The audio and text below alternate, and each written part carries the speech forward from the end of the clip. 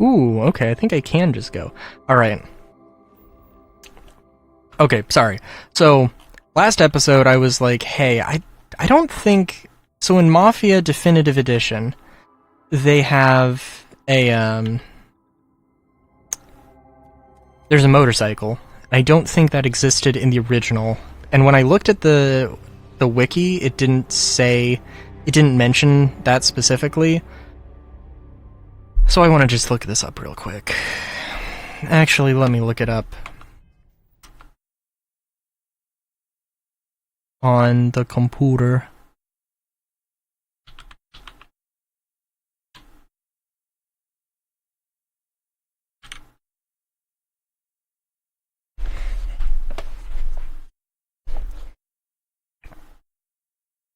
Let's see. Missions.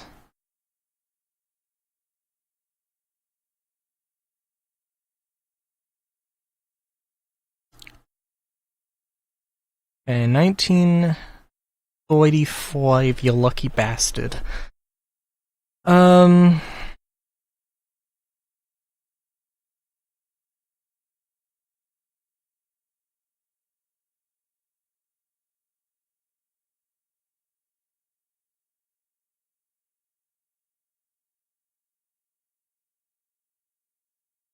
Ooh, let's see.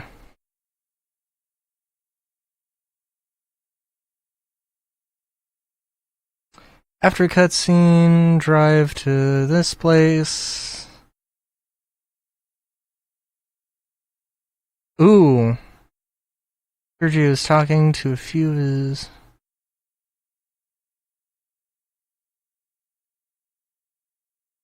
Ooh, yeah, no, that does play out differently. Cutscene is over, wait for Polly to get in the car, now lose the tail and drive back to the bar. Temp 4 and chase Sergio. Oh yeah, no, that does play out differently.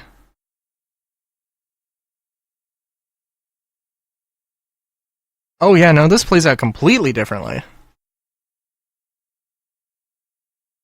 Which also makes me kind of curious, because this sounds very different. Maybe not very, very different.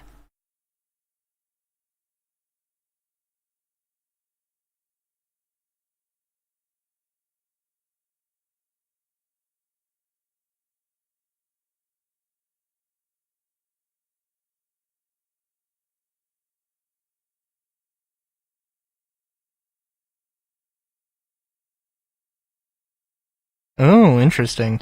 Yeah, no, okay, so yeah, the motorcycle was a new addition, which is kind of fun. So the thing I've noticed in general with motorcycles in video games, is that it's a thing not many people really do. And they do need to be unique. They need to be unique. And there's just not a lot of, there's a lot of games that don't do it super well. Driving characteristics and like why they exist in the universe. Yeah, I'm thinking like GTA's, if I had to pick a game that I've seen, like the only game I think I'd want to ride a motorcycle in is GTA 5 or GTA Online.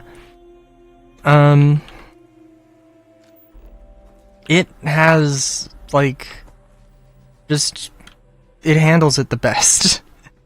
But even then, it's like, motorcycles are kind of a terrible option, at least in online, compared to a lot of other things. Cars, because you don't have the same amount of protection.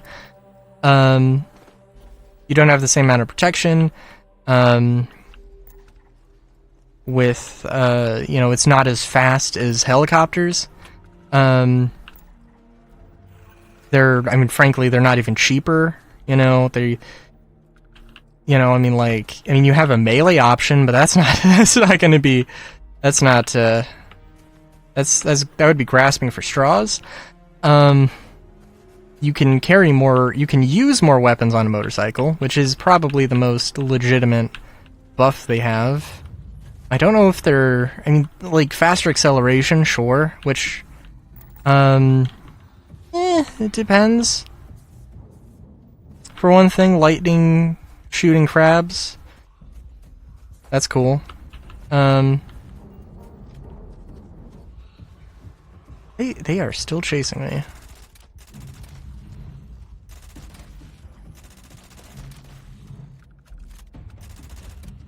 Oh, and that is... Yeah, that's sort of one thing with Mafia, that, like, they definitely just tacked on the motorcycle, and I would say that, frankly, the motorcycle doesn't really work that well. Like, it should have better handling. I mean, I don't know how that specific motorcycle handled. Probably terribly, but also, I mean, I think it's based off of an Indian and a Harley Davidson, both of them at the same time, and also, well, yeah, also they had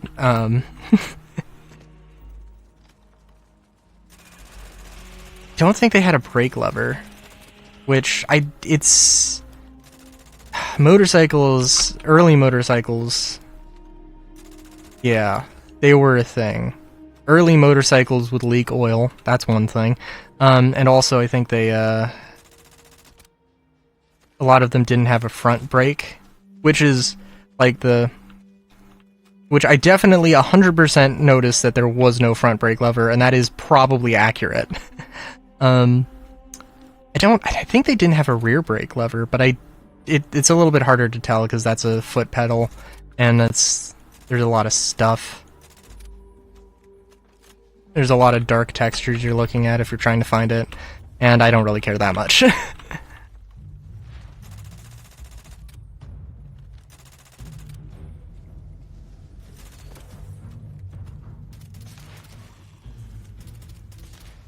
Oh my god.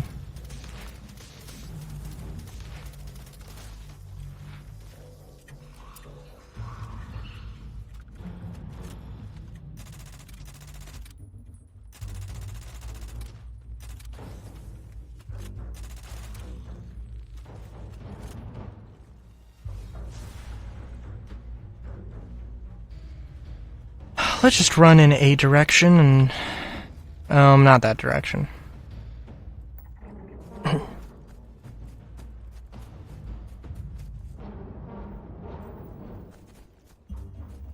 What was I gonna say? Yeah, in GTA, motorcycles just don't really have, like, a huge... Like, they're outclassed by everything. In Mafia, they, it feels like they just tacked them on, and it also feels like they don't really handle better. And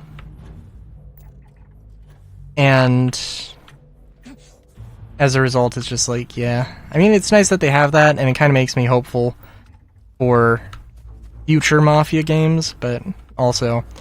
Another really important thing to note with Mafia specifically is that, and I don't know, I think this was the case, that there was Free Ride, where they basically have an open world, but it is a mission-focused thing, where you don't have downtime in between missions.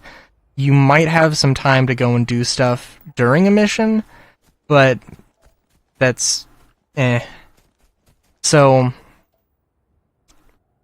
yeah, and Free Ride has a few things you can do, but it doesn't seem like there's... It's really just like they put you in an open world and there's really kind of nothing going on, which is a shame, but also it does give you a chance to test out and ride around in the vehicles, which is something. And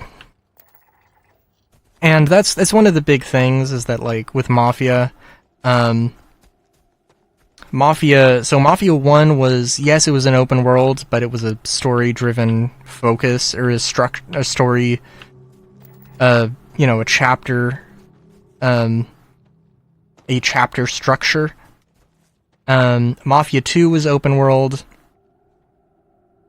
and it did properly have, just, you know, stuff you could go and do in the overworld. I think it was mostly collectibles.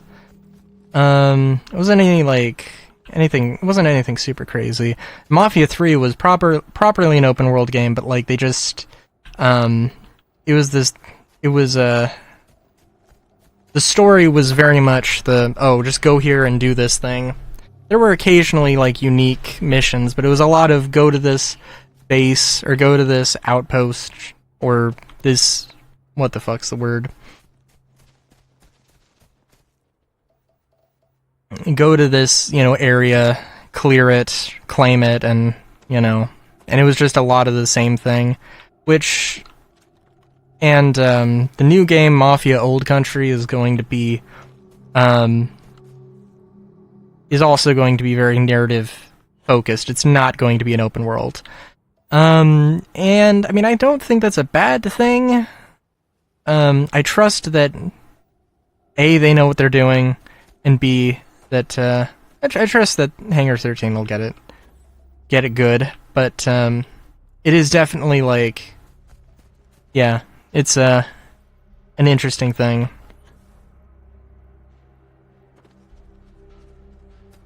I mean, okay, and, like, it's not a bad thing, but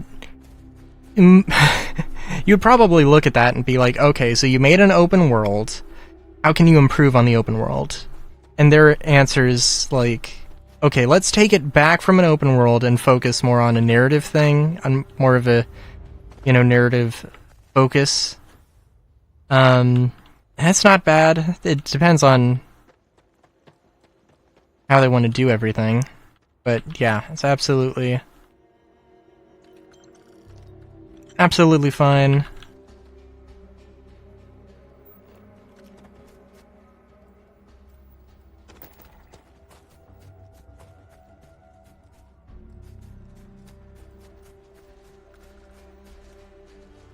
And I mean, I'm not like super excited for Mafia Old Country because I haven't really gotten like super hyped up for it, but it's one of those things that I'll probably buy when it goes on sale. But yeah, but I will say that the entire Mafia trilogy is definitely something I do want to do Let's Plays on. And I'll probably give it some time for Mafia Definitive Edition, and then we'll play, but and that probably will, I don't know, will I be done with Starfield when I start it? Ooh, jeez, probably not. I will say though that Mafia 2, I don't know what the fuck happened. Something is definitely wrong. Because allegedly, I've played like 450 hours or 446 hours or something ridiculous of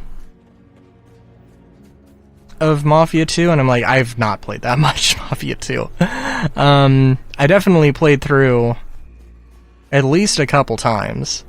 But I don't think I went like super hardcore. Like, it must have been, I don't know, it must have been something.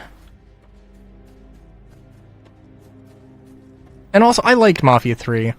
I think it's probably one of the games, though, that, like, there's a progression of weapons instead of a balance of weapons, where, like, you go from the starting pistol to something that is objectively better. You have a rifle, and then you go to something that is objectively better, and it's like, it's one thing that I see a lot with AKs and ARs, actually.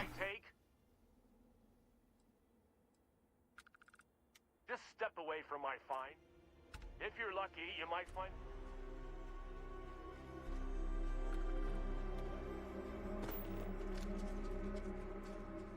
Is this dude getting eaten alive?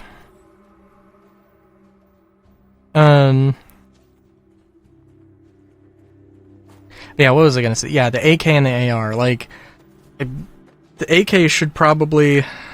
What would the balance with the AK and the AR be? I don't know. Well, I mean, like, the AK is a... The AK-47 is a heavier, slower bullet. which, I don't know, if I was going to... Yeah, I don't know. I guess I would say it's probably going to do more damage, but have less penetration. Yeah, that's maybe not true. Yeah, no, that's more or less how it works. But, like, well, okay, if we're... Okay, I don't know, because penetration is like, what the hell does that mean? How is that going to work? But yeah, like, more power, more recoil. I wouldn't say less accuracy, because that's not really true. And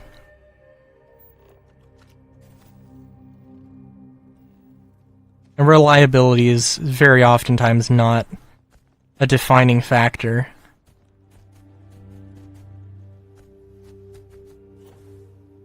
But, you know, like something like that, where it's more like, I mean, there's no reason, like, and I think, in all fairness, there is, like, there's the 9mm pistol you get in Mafia 3. There's a couple, I think. And basically there is one that you can upgrade to, or that you can buy, and it's, like, you know, it's, it has a larger magazine capacity, and it's a little bit more accurate or whatever. But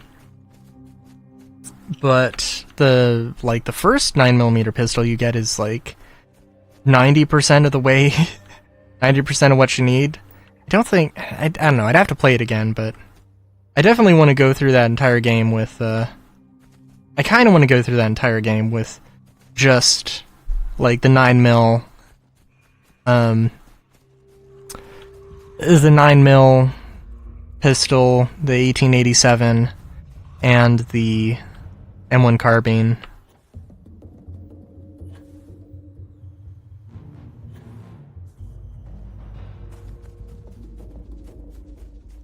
That sounds... Cause I can't remember, because the M1 carbine was, like... It was semi-auto. Which isn't inaccurate, but not totally accurate.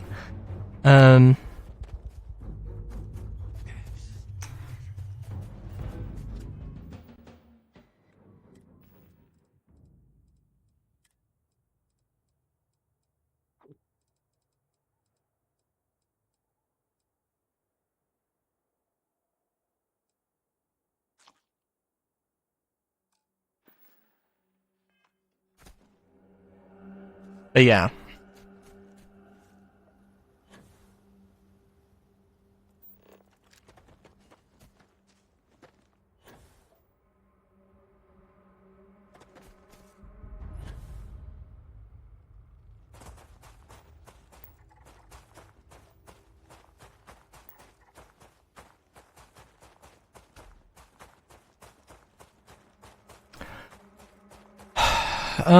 What other things? So at some point I need to go and play Final Fantasy. And I want to, for my Let's Play, I want to do all the Final Fantasies in order. Now, if you were going to do that, if you are listening and you were like, I want to go and do a Let's Play all the Final Fantasy games, I've only played 1, 7, 8, 9, and then the 13 series, kind of excluding Lightning Returns. My impression is that 1 through 6, like, you kind of owe it to yourself to play 1 through 6. Not necessarily play 1 through 6 first, but it probably wouldn't be the worst thing in the world to go and do those sequentially. 7, 8, 9, you don't need to do them sequentially at all. They're all kind of different. If anything, like, if you're like, oh, well, okay, I mean, from that point, I would probably say that you could just do whichever you could Let's Play whichever Final Fantasy games you want, and it's really not that big of a deal. But I feel like there's kind of a progression. There's kind of a progression that happens with 1 through 6. And I don't know, like if I don't know. I need to play 10 and 10 too, but my recommendation if you wanted to play, if you were like, I have never played a Final Fantasy game, which one should I start with? I would probably say 9 as of this moment.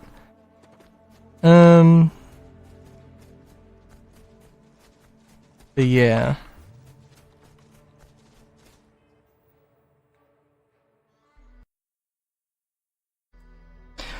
Okay, sorry about that. Little interruption, but absolutely fine. I mentioned earlier, maybe in the last episode, it was like there was stuff going on. And I was like, I don't know what's happening. Nobody's talked to me. Like, my dad was like, hey, things are happening. He got home an hour ago, and then maybe 2 hours ago? I don't know. And, you know, and now the break was him saying, hey, we're gonna do, like, we discussed things. We have a plan. Basically, everything's happening tomorrow, which is fine.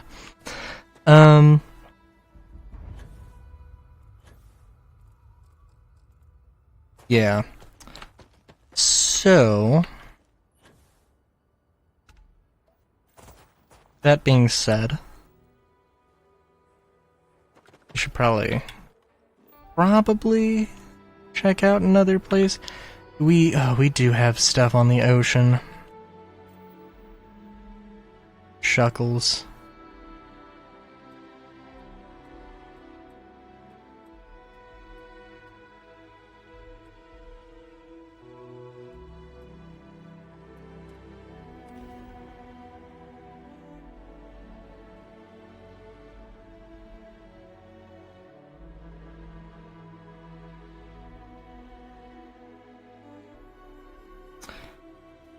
What was I saying? I don't know. Other woodworking things I was thinking of, looking at these lovely trees. I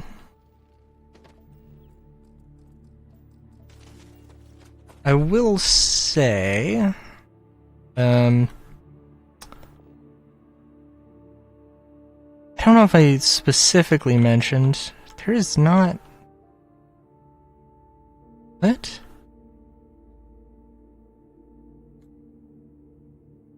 Did I somehow...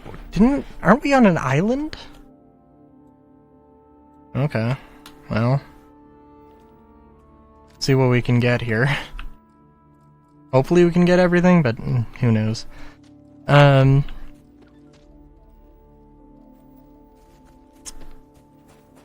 Yeah. So I have to glue boards. I have to glue 1x8s to make them basically 1x16s. Which I'm kind of... I'm a little bit terrified. But... because it just doesn't seem like it's the strongest joint you can do. But... at the core of it, wood is literally just a bunch of long cellulose strands, basically glued together with a natural adhesive, lignin, and modern adhesives are stronger than lignin. So, realistically speaking, it should absolutely be fine. I mean, like, the glue is the weak spot, so if you are cutting a thing, I guess parallel with the grain, if you break a board, if you're holding a board, you know, like side to side, on the left and right, then and just like punch it or kick it or whatever, or snap it, it's going to be way easier to do that than if you did the front and the back. That kind of a thing. I mean, it also depends. Obviously, if it's a beam, then you can't really get enough leverage on that. But if it's an 8-foot beam, then yeah, you can get more leverage on it like that. So, but it should be fine. But I haven't done, for one thing, I don't know if I've ever worked with hardwoods. And I am now working with hardwoods. And I also saw a video recently that was talking about different softwoods. I was like, oh, my workbench is made out of 5 different construction woods, construction lumbers, and this is the reason for each one of them. And wood is a complicated thing. If we were going to try and grow synthetic trees, we could not do that today. I mean, like, yes, we could do that, but it would be a interesting experiment. By interesting experiment, I mean it would be a complete shot in the dark. Which is its own kind of fun, in all fairness, but also the kind of fun that probably costs millions, possibly billions of dollars. And possibly goes nowhere.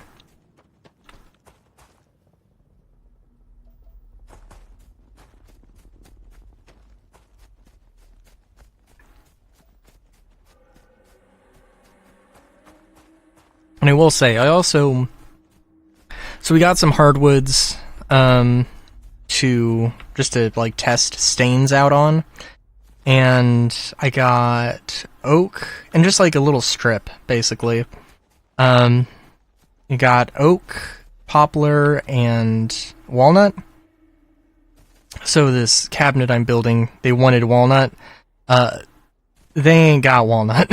They ain't got enough walnut to suffice. So, we're probably going to use oak. Poplar, as it turns out, seems like it does not take stains very well, like at all. But, oh yeah, the only fauna is going to be in the ocean, which is really fine.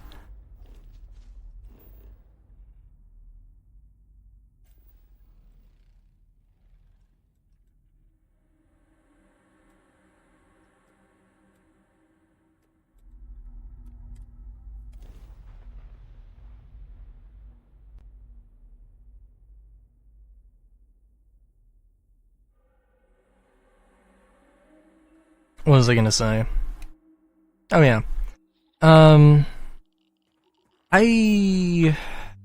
Yeah. There's a lot of woods I'd love to use, but honestly, like, my experience so far is I'm much more, I don't really care about aesthetics too much. I mean, like, a little prototype thing that I built.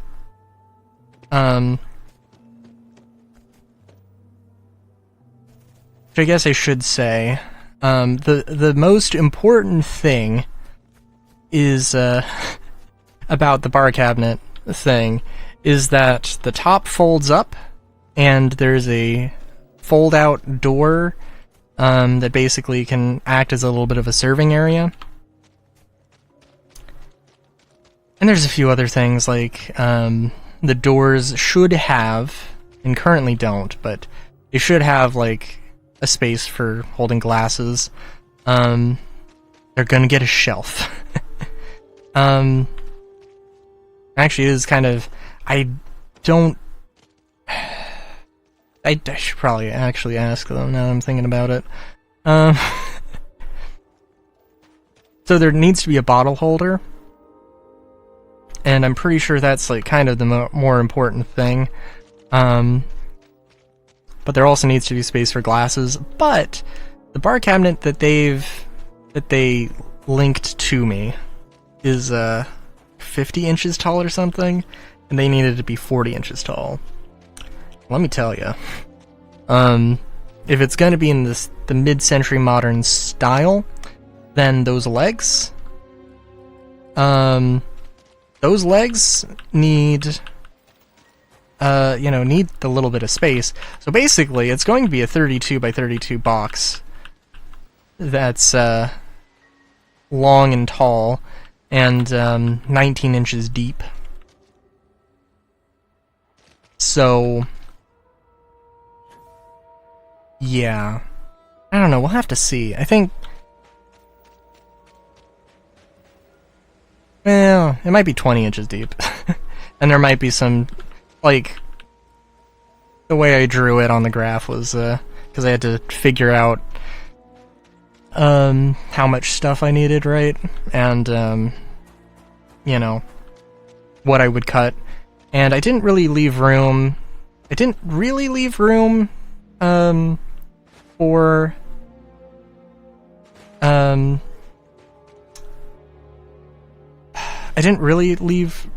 for, accounting for the saw blade, the width of the saw blade, because if you cut an 8-inch board in half, guess what? You get perfectly in half, where each section is equal to each other. You do not get 4 feet.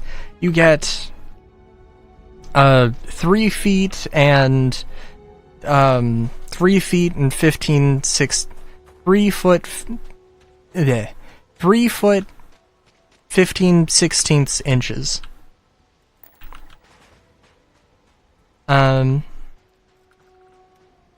Or something like that. Right? Yeah. Depending on the saw blade. If it was an inch thick blade, then obviously that would be a little bit different, but then it wouldn't be that number. I'm accounting for like a 1/8 inch blade. But yeah, so, well, no, actually, would it be? Yeah, I think so. Anyway, that's a thing to consider. But like 19 inches on the grid that I drew up, it was all like, I was basically acting as if the 19-inch long parts were 20 inches, so like there should be some space, some wiggle room to play around with. And if nothing else, I could also shorten everything a little bit, so it is okay.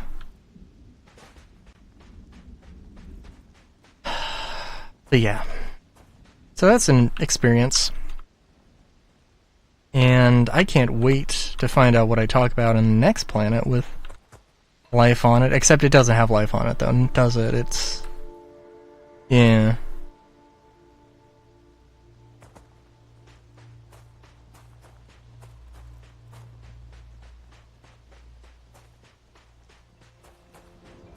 But yeah, here's hoping, by the way, that I actually finished the thing with the week. I mean, I know I mentioned it before, but like... it's my own fault. I should have been faster with things. Oh, and I will say, yeah, the main thing that I wanted to focus on was, the...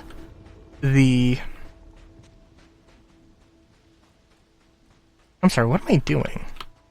I need to figure out which resource I don't have. Alkanes, okay. I think is a red color. Alkanes. Lovely.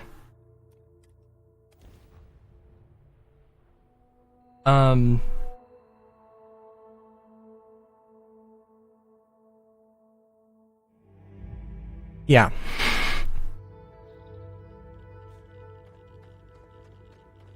Oh yeah, so the my problem with the prototype that I've made. So basically the thing has to hinge down, but the way I built my thing was not really good for that. So it has like a little bit of a lip. So basically it's just one box, right? And the floor of the box is recessed. So there's like the floor, and then so there's the bottom of the floor, and then like half an inch of the wall on each side, which was also a pain for the legs, because I accidentally made the legs too big. But that's another problem entirely.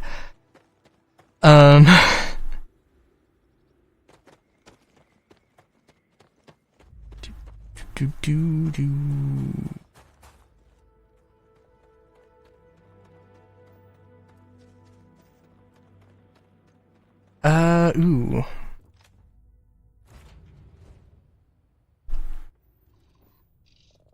But yeah, so I know what I need to do with the actual cabinet. My prototype, I need to get, like, some super duper hinge that needs to have, like, 2 different points to work on. What I did was I put some dowels on the bottom of the door, and when it folds down, those dowels go into the floor of the box, so it's a thing. There's a better way to do that, where you put there's other ways to do it, but I've got a thing that works well enough. Anyways, until next time, have a good day, great day even, chowskis.